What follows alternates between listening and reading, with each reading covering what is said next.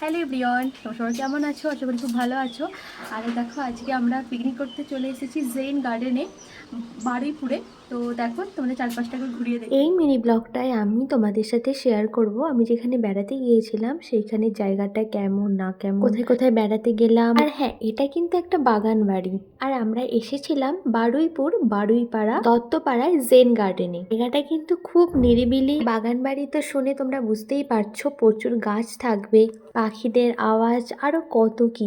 আর হ্যাঁ, সামনে কিন্তু একটা বড় পুকুরও আছে। এই জায়গাটা কিন্তু ফ্যামিলি পিকনিক স্পট হিসাবে খুবই ভালো। আর এখানে দেখো আমার বর বসে আছে, আর আমরা অনেকটাই আগে চলে এসেছি। অবশ্য আমরা আসার আগে একটা দাদা এবং তার ফ্যামিলি এসে গিয়েছিল। আর এইদিকে দোলনাটা খালি ছিল বলে তাই আমি ভাবলাম একটু দোলনাটায় উঠে দোলনাটা খেয়ে নিই। এরকম দোলনায় উঠলে কি হয়, পরবর্তী সময় বিশাল মাথা ঘোরে। এখানে রাখা আছে একটা বুদ্ধদেবের স্ট্যাচু, যেটা খুব সুন্দর, কিন্তু পরিচর্যার অভাবে নোংরা পড়ে গেছে। এইদিকে তো চলছে রান্নার প্রস্তুতি, প্রায় বাজে তখন বেলা 11টা। তখন আমরা ব্রেকফাস্ট করিনি, কারণ কেউ আসেইনি, তাই জন্যে। আর পিকনিকের ক্ষেত্রে কি হয়, সবাই মিলে একসাথে খাবো, এটাই তো মজা। একা একা খেয়ে তো মজা নেই।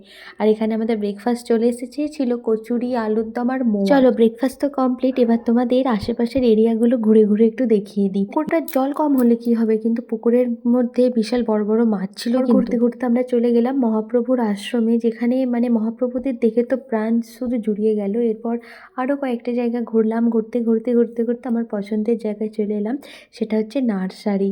মানে এই জিনিসটা হচ্ছে এমন একটা জিনিস যেটা সবাই খুব পছন্দ করে। এই মিনি ব্লগটায় তো সব কিছু শেয়ার করা যাবে না, তাই কোথায় কোথায় ঘুরলাম শুধু সেটাই শেয়ার করলাম। পরবর্তী একটা ব্লগে শেয়ার করব কি কি খেলাম পিকনিকে। তো আজকের ভিডিওটা এই পর্যন্তই, টাটা।